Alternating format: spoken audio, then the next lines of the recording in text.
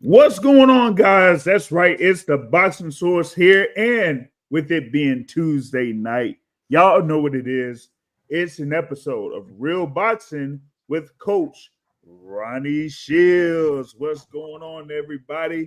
And we have Coach Ronnie here live with us as we are just a couple of days removed from that Ring 3 event. So, Coach Ronnie, how are you feeling today, man? I'm feeling great, man. We got a good win this past Saturday night. It was some great fights in New York, and I think the fans really appreciated that these guys sit up and they fought, and they trained hard, and they showed their skills, and I think the fans was really satisfied with this portion of the ring. Oh man, and I enjoyed what was going down there, and of course, I wouldn't be able to do this show right here without my great co-host from War a Week Boxing. That's right, brother Joseph Herron is with us. How you doing there, Joseph? Woo, woo, woo. I tell you what, this is the best time of the week, getting to visit with the incomparable, legendary, Hall of Fame badass Coach Ronnie Shields. Woo! Yes, and he just showed his medal on Saturday, getting on that ass. Yes, sir. Man, look, Coach Ronnie. I know how affable you are to everyone in this business, but it never disappoints when I see you getting on that ass with your fighters. I love it. Yes, round of applause right there, brother. Woo! Yeah. I love that. That never gets old, Ronnie. Oh, Who did you learn that from, by the way? Oh, I think that's self-taught. I think these fighters will make you do things like that. Come on, man. You know you learned that from Mrs. Shields. Yeah, blame her. Oh, the queen of Houston boxing right there, Mrs. Shields. Oh, yeah. Right on. Yep, most definitely. Yeah.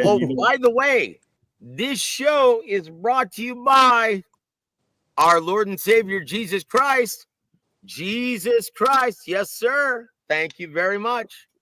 Woo! Man. Couldn't happen without him. Yep. And with Coach Ronnie, man, you know that I was out there live, so I couldn't hear the MFs and the stuff, man. So. I was watching on pay-per-view, brother. Man. By the way, if you guys actually watched the intro, the Saturday Night Live intro with Thomas Schreiber, who do you think wrote that? There it is. There it is. And there it is. And there it is. Woo! Man. I'll tell you what, man, I live for that stuff, brother. And you know what? What a great production. What a great event it was, Ronnie. It was. If the Times Square event failed to perform, this one, delivered in a resounding way. We saw so many great performances, so many great matchups. Let's start with the first one, Big James. Oh, I'm sorry, James. Well, what do we have on the syllabus today? Well, on the syllabus here, usually how we do things, I kind of like put it as a warm up, right? So let's see, man. All right, it's time for the rapid fire Q&A. Woo! I tell you what. Here we go. Okay, hold on. It's time for the rapid fire Q&A. Woo! Yes, sir. Morgan Freeman, baby. All right, so here we go. We gonna start it off with this one here. First off, better heavyweight champion, Muhammad Ali or Joe Louis? Muhammad Ali. Whoa! Well, I'm sorry. What? Muhammad Ali, always. Oh boy! I told you. Even after the Max Schmeling win in World War II, the best by tests. And there it is. In the immortal words of Lennox Lewis, no man missed. That's right. Man. Woo! All right, here we go. Next one. Greater middleweight technician, Marvin Hagler or Bernard Hopkins? I'm gonna say a tie on this one because they both Yeah, it had to be a push on this. But So Bernard he was one of the best in his era, and so was Marvin in his era. So I got to call this in the tie. So let me ask you this one, Coach. If you plot Bernard Hopkins in the late 70s, early 80s, how would he have performed? I still think with his style, I think he would have did great. So, yeah, he's an all-time great. Oh, absolutely. So he probably would have been just as successful as Marvin Hagler. Oh, without a doubt. There it is. There it is, guys. All right. From the source, Ronnie Shields. Woo! Right. That's right. That's right. Here we go. Next up, more dominant in his prime, Mike Tyson or Sonny Liston. This is a push maybe too. Yeah, because in Mike's prime, excuse me, in Mike's prime and the Sonny Liston prime, nobody could go with them guys. Yep. So yeah, I'm gonna have to see a push on this one also. Coach Ronnie, how underrated is that Sonny Liston piston jab? Oh my God. I think a lot of people stole his jab from him. Just watching how he did it, man.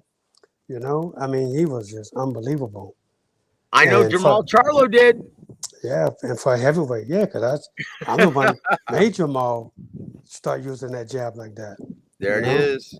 And, and the thing about it is, back in the day like that, man, those guys, they fought forever, And it was just, those guys had 100 to 200 fights, man. I mean, same day weigh-in. Yeah, same day weigh-in, everything. So the odds was against them all the time. Mm-hmm. But now, everything is so different now. But back in the day, you put today's fighters back in the day, there's no way in the world they could go with Tyson or Sonny Liston. Sonny Liston. I'll tell you what, guys, go back and look at your history. And this is the terrible thing about Edgar Berlanga's filthy mouth. He's supposed to be representing the lineage of boxing. He's coming from supposedly the same cloth, right? Now, I know super middleweight isn't a long-standing division, but seriously, Carlos Monzon, Sugar Ray Robinson. Yep. Come on now. Marvin Hagler. Come on, man. You never heard those guys act the fool at a press conference like that. No. Never. So, Coach Ronnie, would you like to speak on that? Yeah, fighters always think they have to sell a fight today. They think they have to do outrageous stuff to make people want to buy the fight, to put butts in seats, That's what they think, I mean, all you got to do is just be yourself, go out there, win, look impressive, fight the best fighters in the world, beat them. People are going to come out and watch you. They're going to look at you, and they're going to support you. But to just, with all that talking and pushing and shoving and all of that stuff, that don't sell anything. That turns people away from boxing. There it is. There it is. True words were never spoken. I tell you what, this is the same sport, guys, as Joe Louis, Rocky Marciano, Muhammad Ali. We would be wise to remember that. Yeah. Come on, guys. UFC doesn't have our lineage. No. Yeah. Come on, guys. Right. We are a gentleman's sport. Act like it on the big stage. Absolutely. And that's why Edgar Berlanga was humbled now, wasn't he? Well, and at the press conference, him throwing money at Oscar and, throwing wigs at Oscar and, all this kind of stuff, man. You don't sell no fight like that. That's not what you do, It doesn't look good for the sport. There it is. Nope. There it is. Real quick here before we continue, shout out to my guys there, G Funky Boxing here in the building, and my guy there, Clarence McLean of No Duck Zone Podcast there, man. So good big ups to Clarence. Alberto's here in the building, And My also, brother in Christ. Sister Denise Wards is here. Good evening to Sister you. Denise. All right, so here we God go. bless you, sister. I hope you're doing well. Yep. All right, here we go with the next one. Better pound for pound fighter, Floyd Mayweather Jr. or Sugar Ray Leonard? Well, this is another tough one because both in their prime, they dominated in their prime. But I have to say Ray probably fought the better fighters than Floyd did. There it is. And that's because of their prime, and in their era. So, I would have to go with Sugar Ray Leonard because I think he fought the better fighters. Same day weigh-ins. Absolutely. There you go. There you go. All right. Next up here, and this kind of goes with the previous Q&A. All right. Harder puncher, George Foreman or Ernie Shavers? Oh, wow, this is probably a tie, man. Prime for prime. Yeah, because these guys, man, they were unbelievable punchers, man. Wow.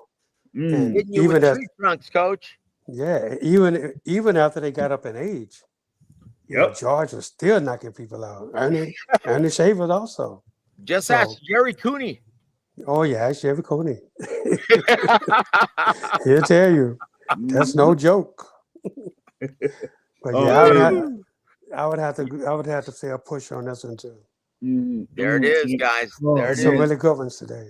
I saw something earlier on a post though, and it had something that included George Foreman, but it was in a different type of question, like more intimidating in the ring. And they had George Foreman, Tyson, Liston, who I would say like maybe Marvin Hagler, a few other fighters. Like, yeah, to me, I picked Liston as far as like being the more intimidating because I would have to say that too. Inside and outside of the ring, because of the mob behind him. Yeah, yes, sir. Well, yes, sir. He did have the mob behind him. So yeah, he certainly did. He did. That's for sure. Man, so that was another good question. All right, here we go.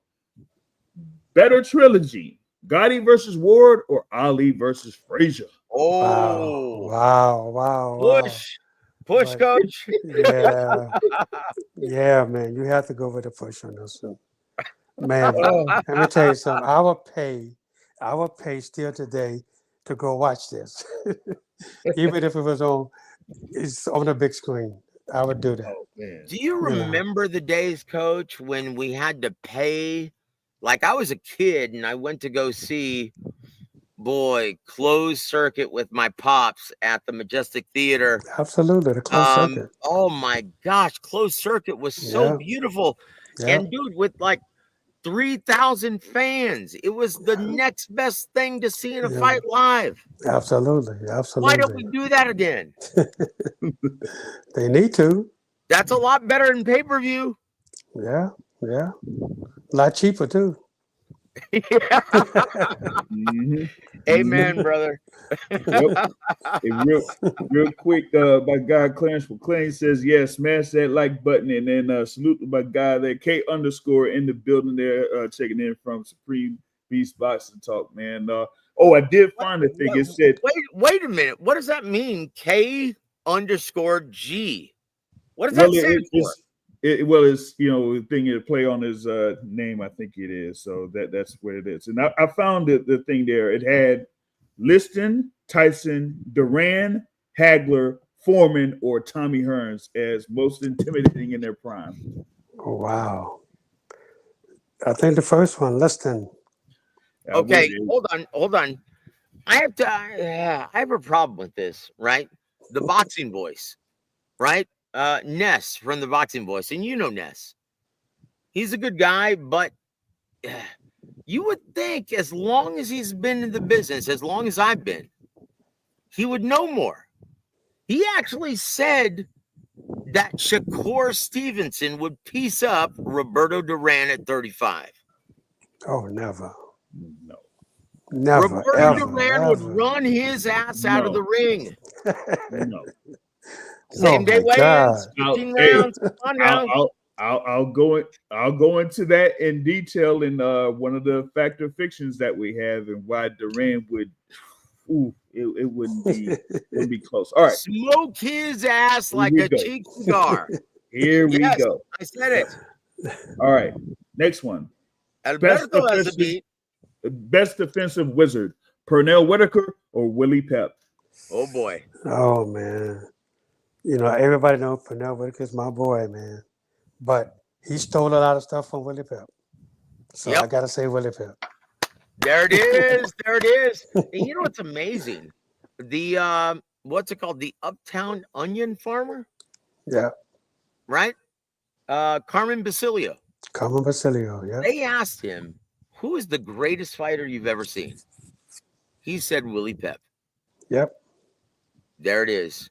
absolutely. Guys, you could throw a handful of rice and still wouldn't be able to hit it. Still wouldn't be able to touch him. Couldn't touch him. You know, Pernell Whitaker used to now watch. once again, He used to watch a no lot of knock Willie on Pep stuff. Pernell.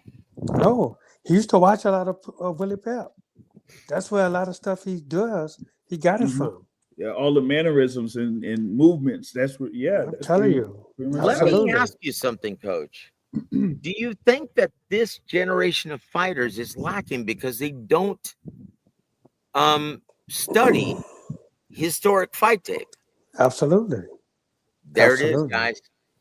You know, they think they're inventing something new and they're not.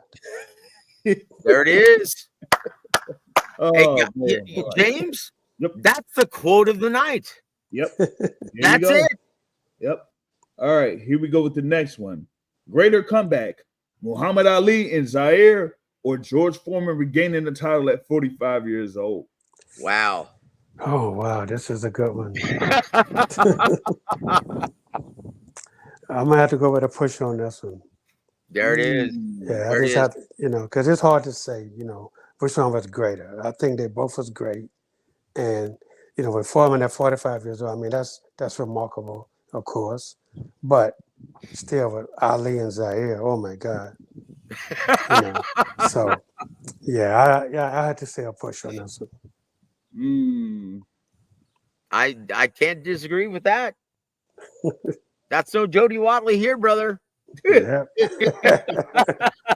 All right. Here we go with next up. All right. Tougher era: the welterweights of the 1980s or the heavyweights of the 1970s? Wow. I think the heavyweights of the 1970s. Wow. Yeah. I would say that. Yep. Definitely. Yep. You know what's amazing though, James? Mm-hmm. When you look at the heavyweights in era by decade, it's always top heavy, except for the 70s and the 90s. Yes. Yes. The 70s were special. Yeah. That's how I fell in love with boxing, watching the heavyweights in the 70s with my pops. Oh, wow. Yes, I'm that old.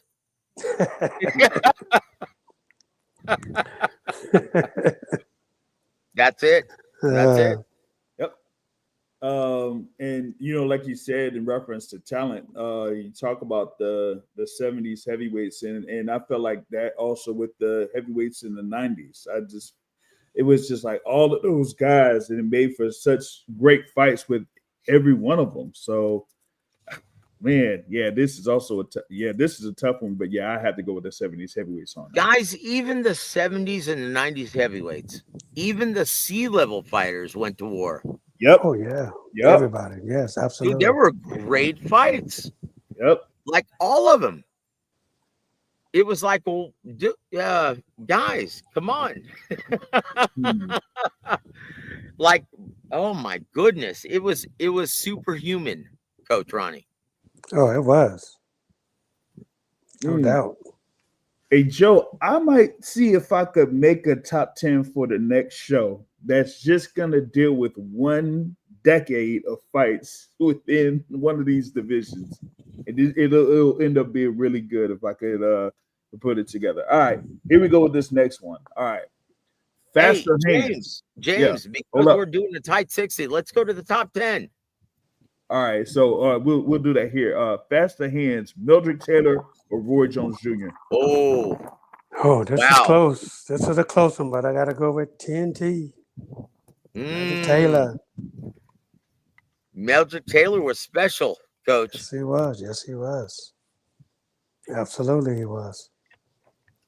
I worked with Mildred a lot, so I know how fast those hands were. But his balls were too big. Yeah. Boy, I tell you what, he threw down like he wanted to show you and prove that he was the tougher man in the ring. Oh, without a doubt. Even though he had the speed to stay away from you. Yep. He wanted to show you that he was the toughest man in the ring. His heart, man, his heart was huge. Ooh, Huge heart. something that's lacking in today's era of boxing. But I gotta tell you, man, I gotta tell you something. When he fought Chavez, right? And he was winning that fight easily. And then at the end, when he got dropped, right?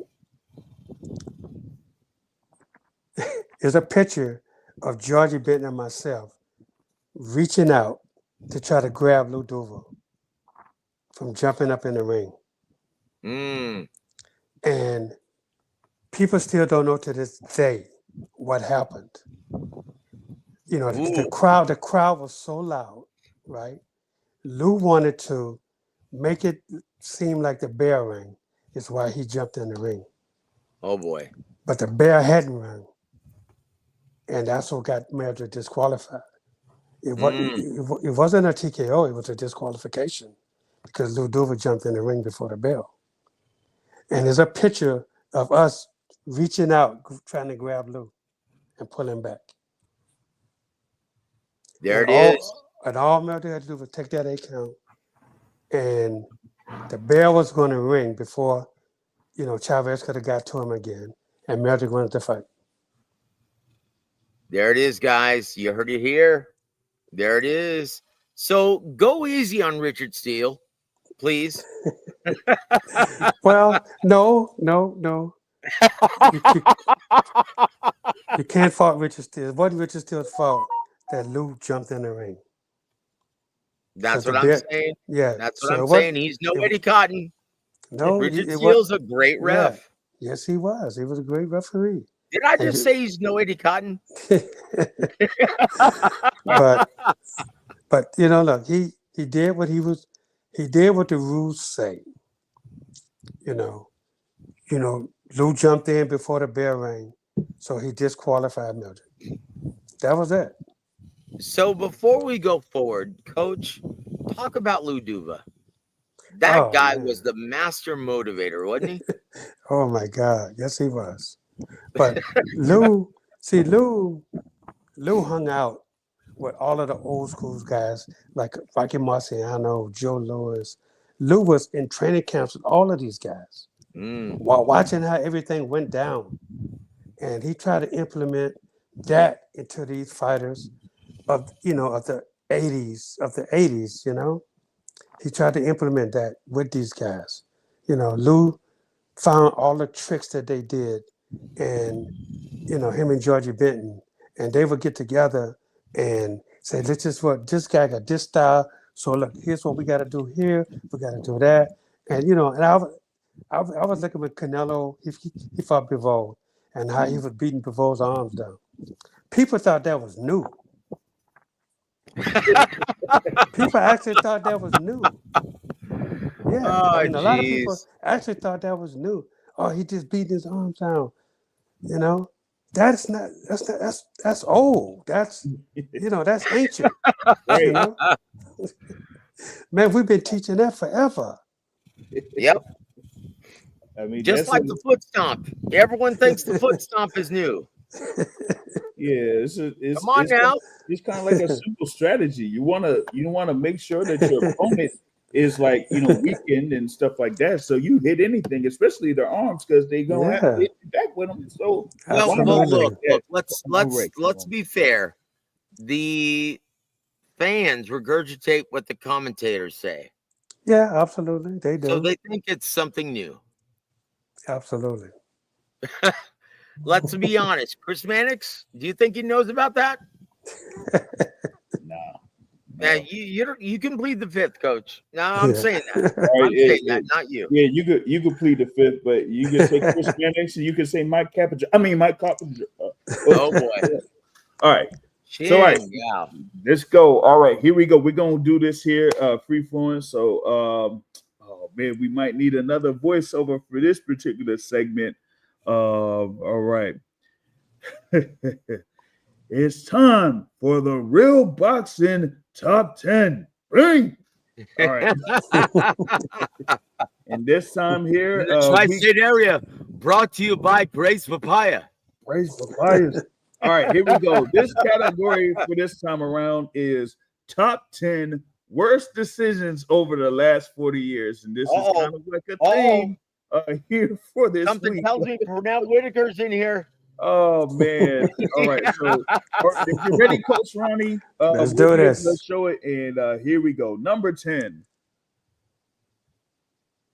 Axel Schultz versus George Foreman. Foreman's first defense of the heavyweight title in his comeback. Schultz appeared to outbout the champion, but lost a decision many consider one of the worst. Yeah, absolutely. But again, like we said, George was 45 years old when he won the title, and in his first defense back, this is what you get. Schultz was younger, good legs, and he he just He was outboxed on that us. juice. Probably, but they didn't have the test back then, so what can you say? Right. They could say George was on it too. Yeah, which I doubt. I doubt it, but no, he didn't have the physique to be on that shit. Axel Schultz? Yeah, he was on that shit. Come on now. More than likely. But we can't prove it, so he wasn't. You're right. Forgive me, Coach. Forgive me. We can only ask him. Yeah.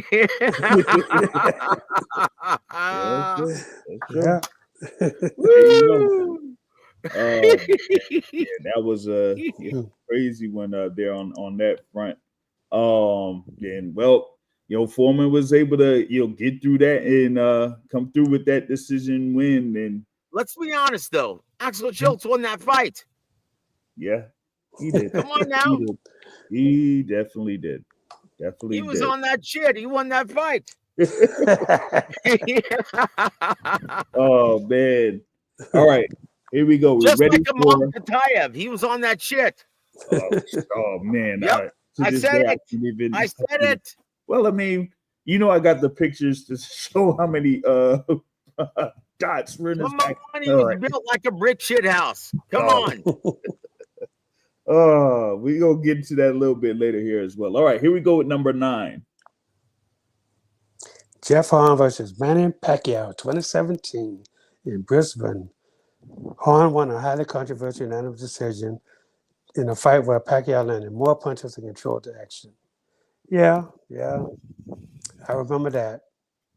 It was crazy, but Manny wasn't as popular back then as he was, as he became. So, things happen, but it is what it is, and there's nothing you can do. And look what they fought. Coach. Look what they fought at. That's what happens when you fight in Australia. Come on now. That's what I say. Look where he fought at, Brisbane. Yep.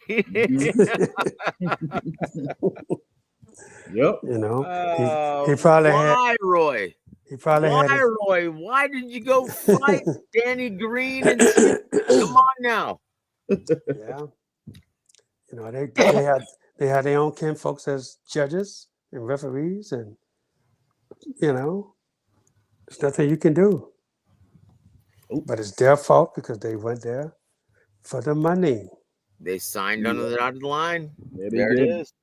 And who I don't know who they had. I can probably look it up as the ref, but I mean, in that situation where Manny Pacquiao was beating up Jeff Horn in that round, you could have had it to the point where they could have had the fight stopped.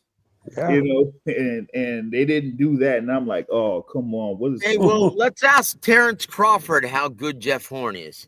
That says it all. That There you says go. it all. Yep, there it is. There it is, man. All right, here we go with number 8. Oscar De La Hoya versus Felix Trinidad, 1999. De La Hoya boxed Ooh. straight for most of the fight, but coasted in the final round, only to be stunned by majority decision loss in a bout many believe they won. Yeah, that was really a close fight. I mean, it really was. I think that one could have went either way. But, Oscar came out on the bad end of the stick. And, he probably was the most popular fighter at the time. But Felix Trinidad was with the Don King. And Yeah. so you know what happened there. Uh-oh. Uh-oh. Oh man. Oh boy. Only in America, baby. All in Ain't America. got nothing on Eddie Hearn. Oh no. Oh, he got a lot on Eddie Hearn. He got way more than Eddie Hearn. Oh boy. Oh man. Yeah, Look, guys. Well, Coach, who was Oscar's trainer at the time? Oh, what's this guy's name? It was the carpet salesman, wasn't it? Oh man, it's the Mexican guy. It was the carpet salesman. That's all you have to say. Okay, the carpet salesman. Yep. Because I don't know. I can't think of his name. He's not a real trainer. How many fighters other than Oscar De La Hoya did he cultivate? None. Yep, there it is. He's a carpet salesman. Oh man. And he's the one who told Oscar to coast. He was winning. He had already won 7 rounds. Coast to the finish. Yeah, that's what you get. That's what you get when you listen to a carpet salesman.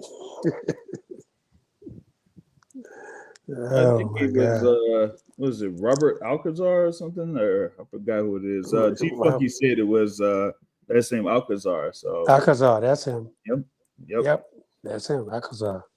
Oh man. Yeah, but he had Tito there as the winner for that fight. So but yeah, Oscar really looked like he had schooled Felix Trinidad definitely in the first half of the fight, and had those last few rounds where he kind of took it easy and kind of gave those rounds away that ended up costing him. All right, here we go. Number 7. Paul Williams versus Erislandy Lara. Lara seemed to dominate with sharp counters and effective punching. Yet all 3 judges said Williams was the winner. 2 judges were suspended because of it. Oh, absolutely, man. I was there for that fight. I was at that fight too, Coach. I was in the corner for that one. Yeah, man. There's no way in the world we lost that fight. That was ridiculous, man. That was the craziest thing I ever seen in my life there. There's no way in the world Lara lost that fight. Oh my God. Yeah, we were really stunned, man. And it was a long ride home.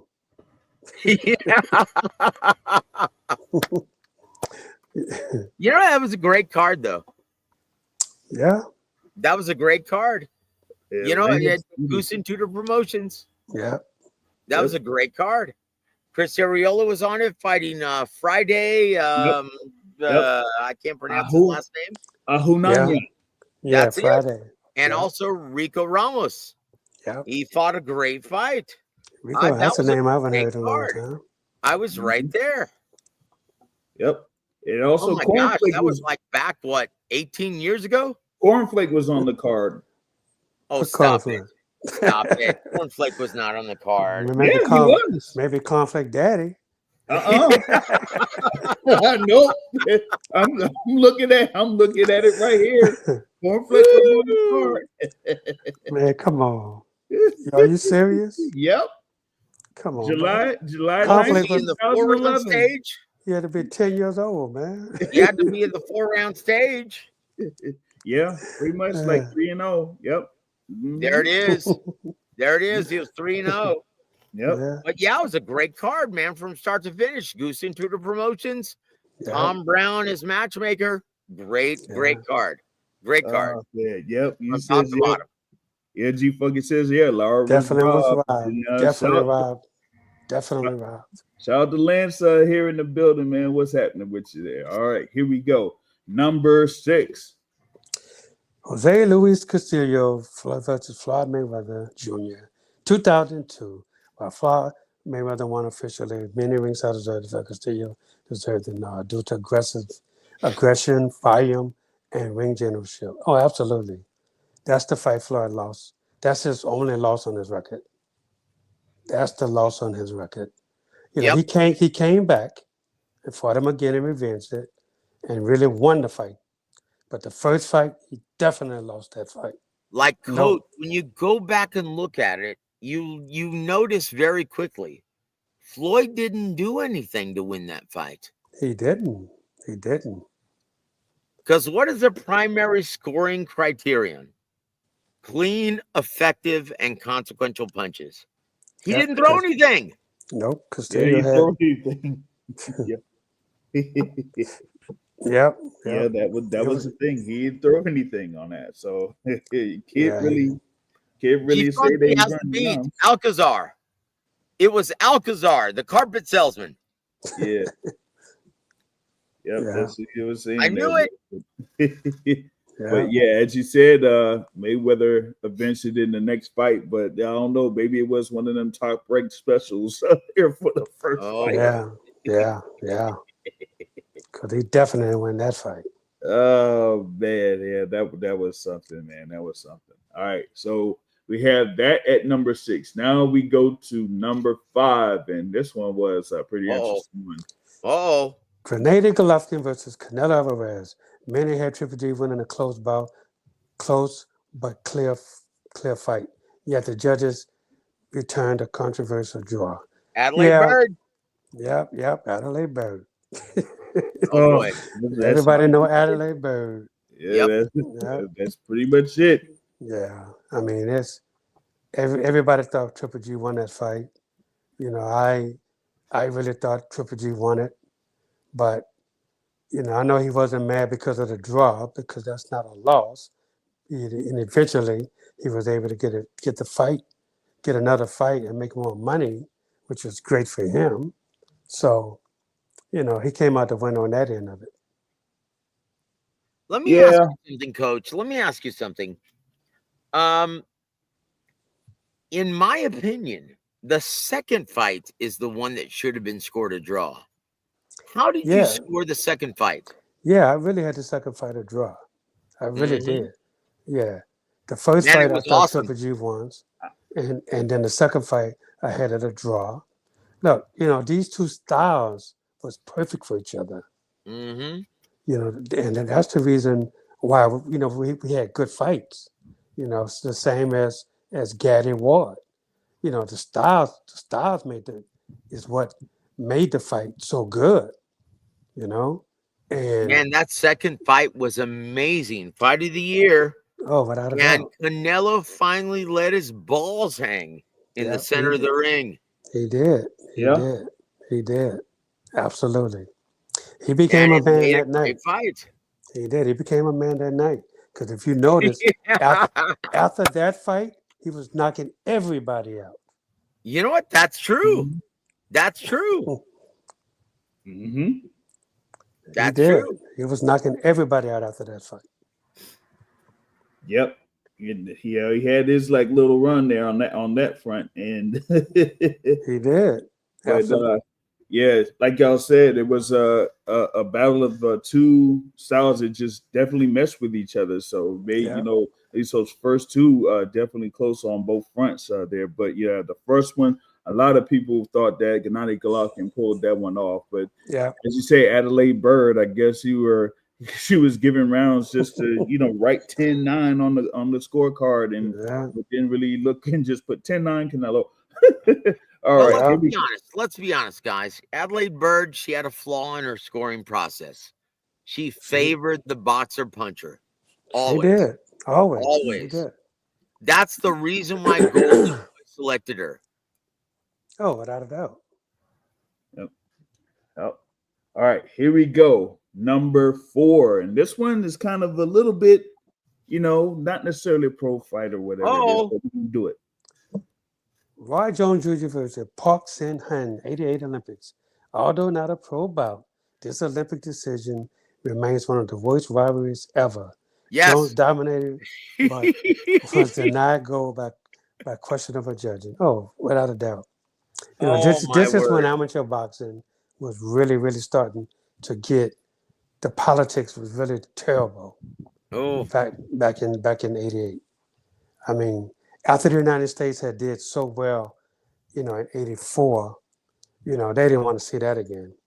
So, so the judging just became ridiculous after the '84 Olympics because Roy Jones definitely beat this guy. There's no way in the world. He shouldn't have been a gold medalist. that was disgraceful, Coach. It was. Like honestly, I felt like crying. It was so bad. It was Yeah. so bad, and I felt so bad for Roy.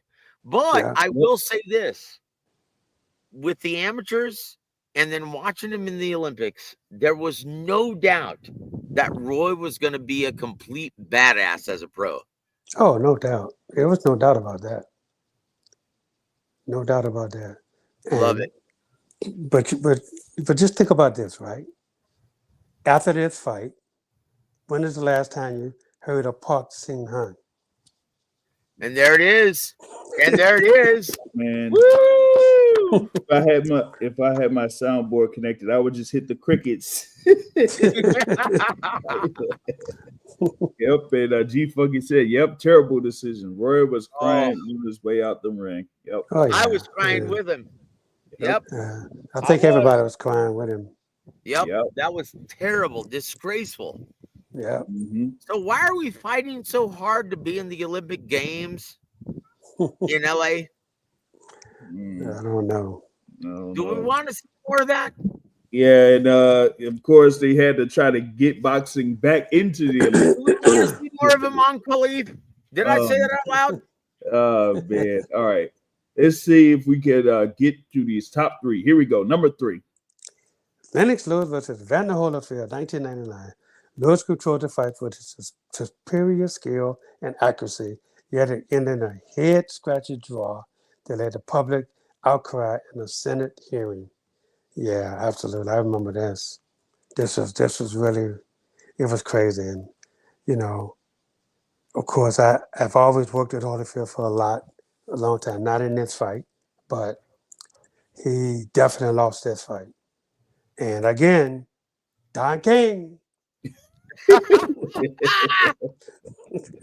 Oh, you know what's in Butch Lewis?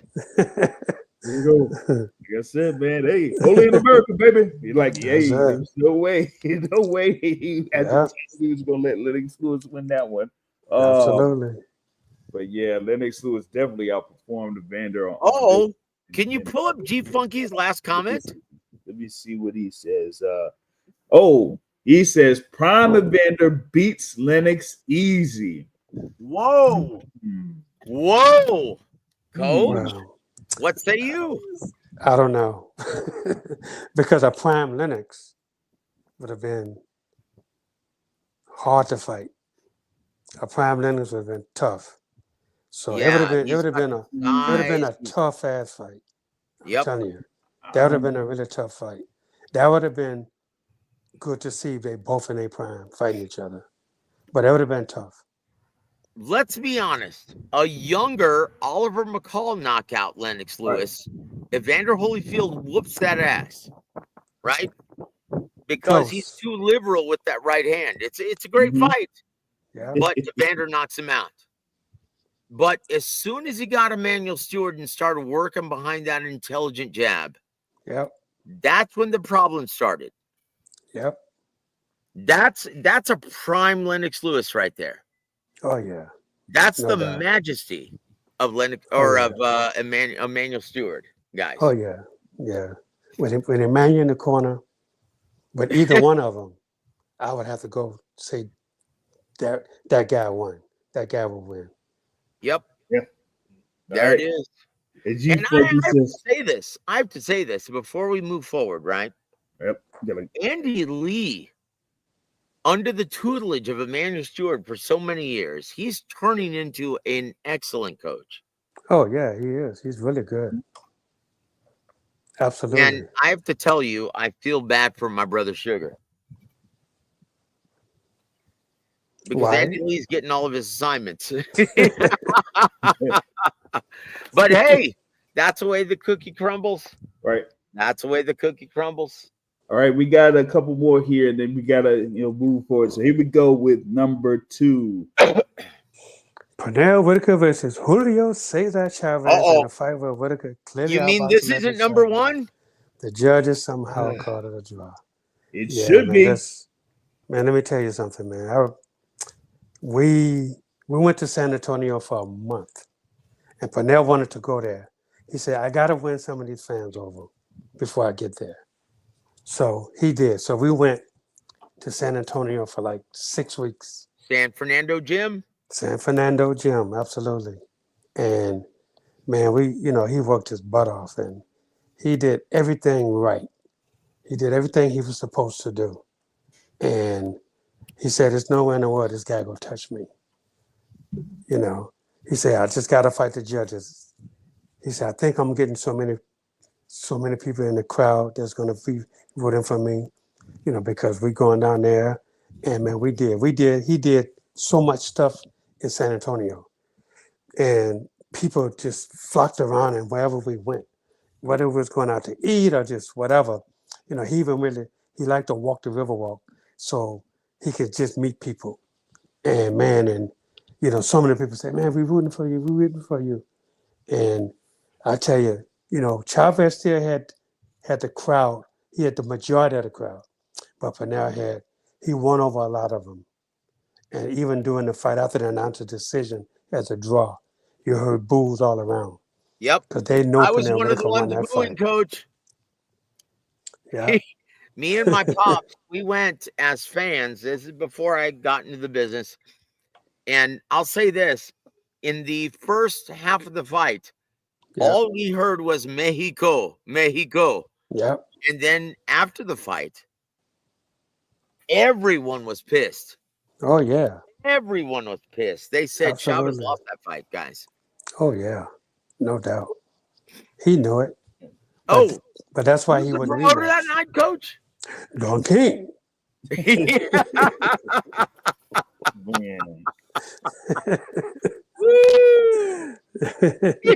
That never gets old, Coach. Never gets old. Oh, Chihuahua. That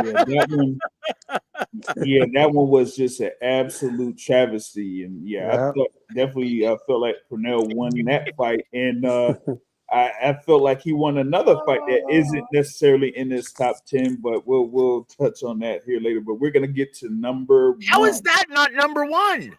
Oh, wait a minute. Okay, never mind. Manny Pacquiao versus Tim Bradley, 2012. Pacquiao down most of the rounds with more cleaner, effective punches. Yet Bradley was about a split decision that left fans and analysts speechless. Yes, absolutely.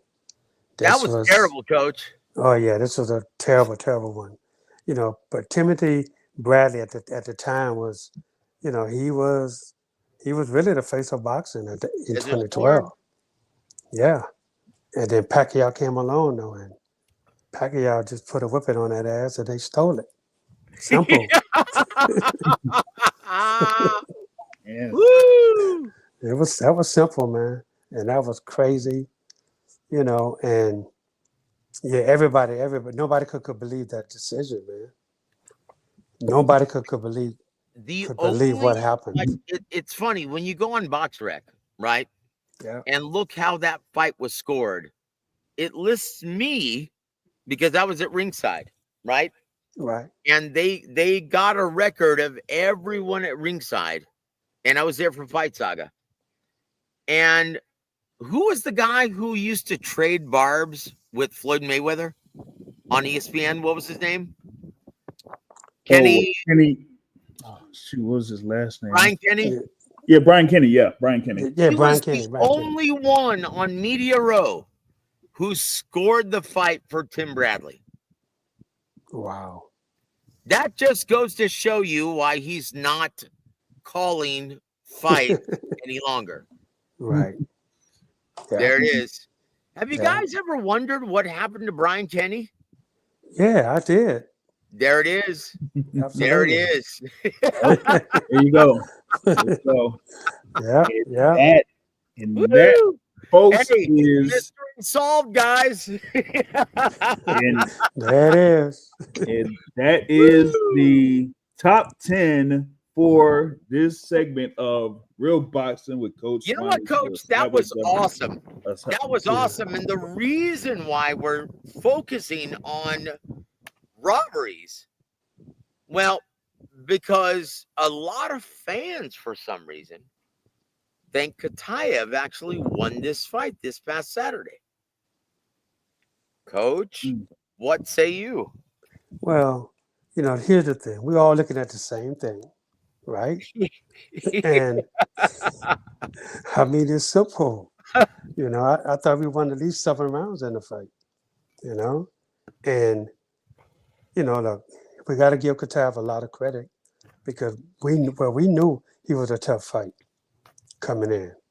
And the thing about it, though, was we didn't know the fight was going to happen until Friday. So, so they gave us 2 opponents, say, we got 2 opponents on standby because the commission was not releasing whether they was going to let him fight or not. So, but look, it was a good fight. You give Khataev a lot of credit because, he fought. He fought a good fight, but still David outlanded him, to clean no harder punches. And, that's it.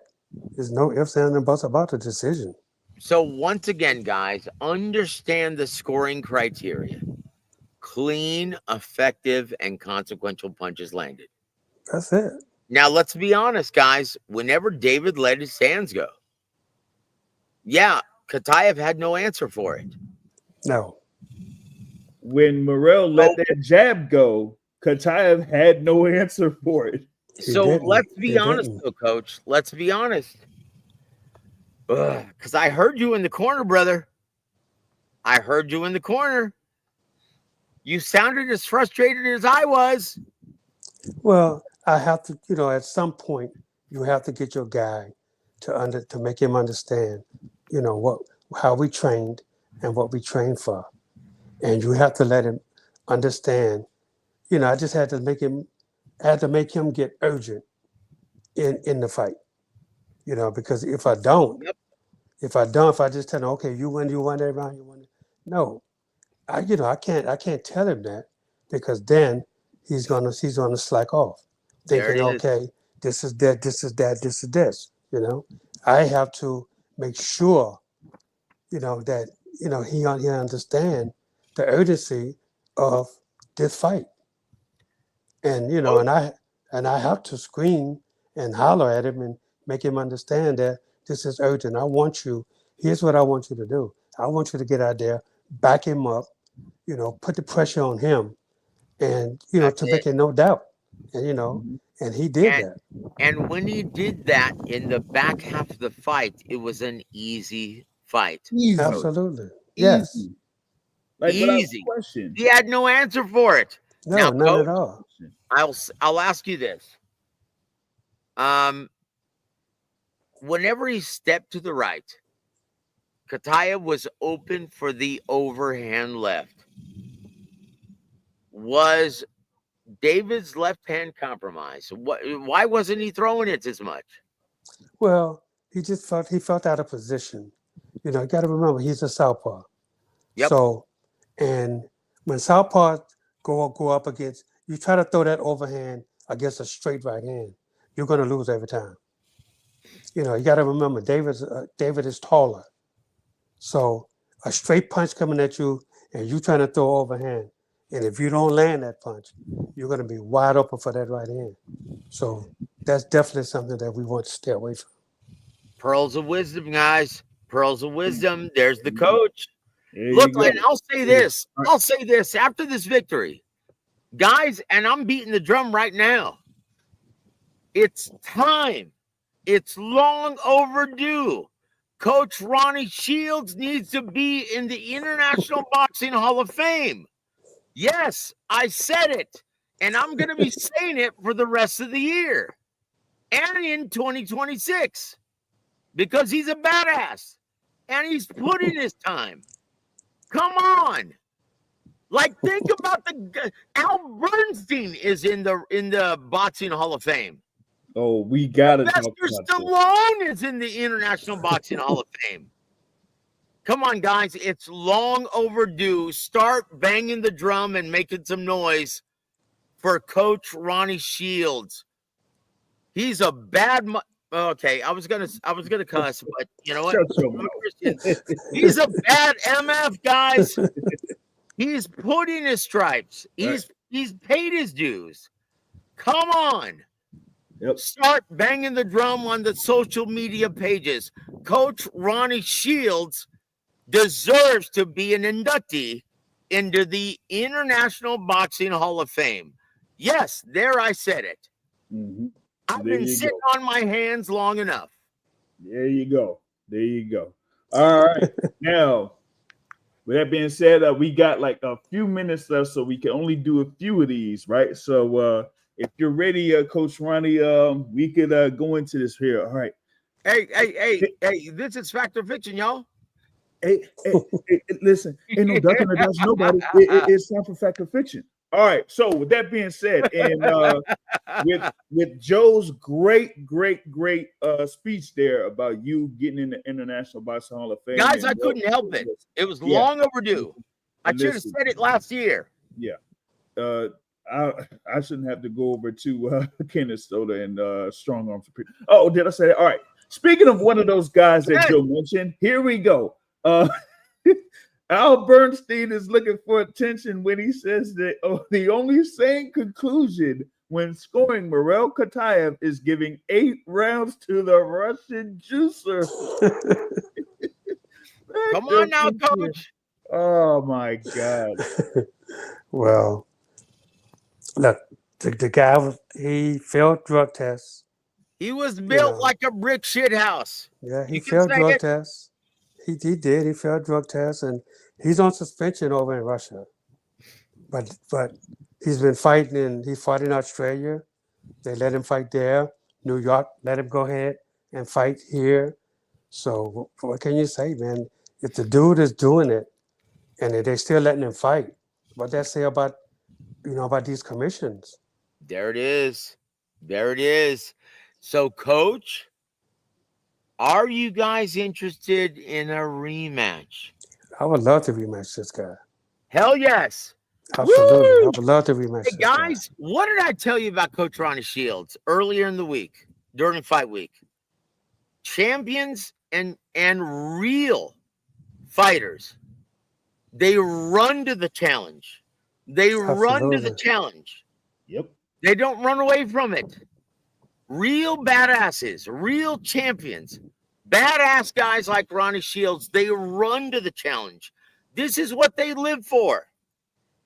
There it is. There it is. And honestly, I would love to see a rematch. Because David, it's an easy fight if he lets his damn hands go and steps to him. Yep. And okay, hold on. He got. Dare I say, he starts listening to Coach Ronnie Shields. Look, and he got to do something about that high guard. I have to say. Look. I'm. You know what? I'm just going to tell you, Big James, off the air. Yeah. I'm not going to say anymore. All right. Gotcha. All right. Because I think there's something lost in translation. Yeah. Yep. All right. So with that being said, I'd say we do a couple more here, and that'll close out. So let me see. Here we go. Let's pick this here. All right. How about this Heavens one? to Murgatroyd. Heavens to Murgatroyd. It was a robbery even. All right, here we go. In the immortal words of Floyd Sr., Shakur had that Floyd stuff on Saturday night, and no one will beat him at 135 pounds. Fact or fiction? Man, that could be a fact because Shakur really looked good against a guy Woo! that's a volume puncher. You know, his defense was excellent. And his offense was spectacular. The only thing that's lacking for Shakur is his power. But other than that, in the sport, you don't need power. He just outbeat the guy. He just outfought the guy, and I thought he fought a great, smart, great fight, and he didn't linger on the ropes too much. One time he got caught. That's when this little girl told him he almost got knocked out. So, but no, he really fought a smart fight. He carried the center of the ring like he was supposed to. Every now and then he would get on the ropes because he knew the guy couldn't touch him. So, and he did a lot of counter punches off the ropes. He just fought a great fight. The guy's style was perfectly for him. It was a perfect match for him. Dare I quote Richard Pryor? Shakur fought so good it made the dick hard. Yes. Yes. Oh man. Yeah, Did I just say that on the air? Oh man, yeah. I thought we in there live. Like Shakur had a performance almost of the ages there in that first half of the fight, and going into it, I felt like the matchup was to the point where Shakur could have the opportunity to shine, and it could be like maybe like a Floyd versus Gotti or Floyd versus Corrales. That's how I was looking at. And in those first few rounds, it almost seemed like that because his timing was just near perfect. His timing was look, let's be perfect honest. Style. After the third round, Shakur didn't lose a round. No.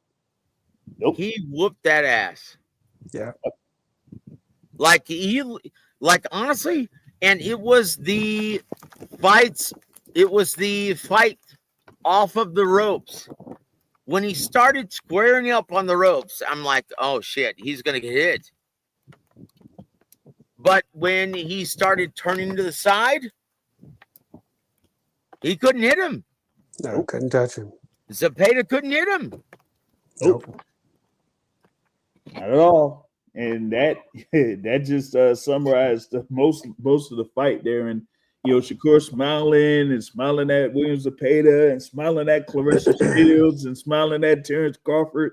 Like it was like so easy for him there on that. And with that being said, I see like he could be a guy that could be favored against anyone there in the lightweight division, including a person that's supposed to be fighting in August, but I don't know. All right, so with that being said, let's see if we can do one more, and then we're going to roll out. All right. Daniel Dubois is correct when he says that he'll be the new undisputed heavyweight champion this Saturday. Fact or fiction? I think that's a fact, man. I'm rooting for him. I really am. And I just think that he learned a lot from the first time, that you have to go to Usyk's body. And I think that's going to be one of the main focuses in this fight, is that he knows he can hurt Usyk to the body. But not just that, though. I think his mental state is really, really high right now. And, he feels that, he's the champion, after coming out the victory over Anthony Joshua and, and Philip Hergovic. I think he feels a sense of, he got a sense of that he's the best heavyweight in the world. And, man, he got a lot of momentum that he's going to carry into that ring. And I really and truly believe he's going to beat Usyk. I'm ready. Let's go. And the new. Woo! I tell you what, after today, I am right behind Daniel Dubois. I'm telling you, man, he almost looked possessed. Downright scary. He does. He does. That autistic power. Come on now. Yeah. That's it. All them people saying, Usyk, Ooh, sick. He's like, and the dude, and the dude. Yeah. Oh my goodness, man! It has Besides been Luis time. Pabon. Oh, God. Can you guys hear me? Yep. Yeah. Any other referee besides Luis Pabon would have called that a legal punch Yep. right on the belt line. Yep. Yep. Come No on doubt. now. No doubt. So guys like Dan Raphael, Mike Carpenter, whoever, Carpenter got roasted yeah, too. guys, understand this. If you're reporting on the sport of boxing, put your emotions to the side. Call it like you see it. Don't be a bunch of dick riders. Did I say that on your show? I'm sorry. I'm sorry, James. Man. But that's the reality. Yep. Quit being a bunch of pom-pom wavers. Yes, I said it. You're being paid to do a damn job. Yep. Yeah, Do it. and Do it right. as you had the other day there, Joe, with of course G Funky, you had one of the referees out there, in Jack Reese, and he pretty much explained it himself there that that was not a low blow. Oh man! So now Daniel Dubois is going to be really confident here, and we're looking forward to seeing that big matchup there at Wembley Stadium for the undisputed heavyweight championship of the world. So, with that being said, that is what we have here for Coach Ronnie Shields and another episode of Real Boxing. So, thanks for going through that whole fact or fiction out there with us, of course, and having a lot of fun with the top 10 and the rapid fire Q&A there. So any parting words from you, Coach Ronnie, before we go? As always, you can follow me on Instagram at official Ronnie Shields. So with that being said, I am your host, J.R. Bell from the Boxing Source, and of course, our co-host, Joseph Herron of War a Week Boxing. Have a great evening, everybody.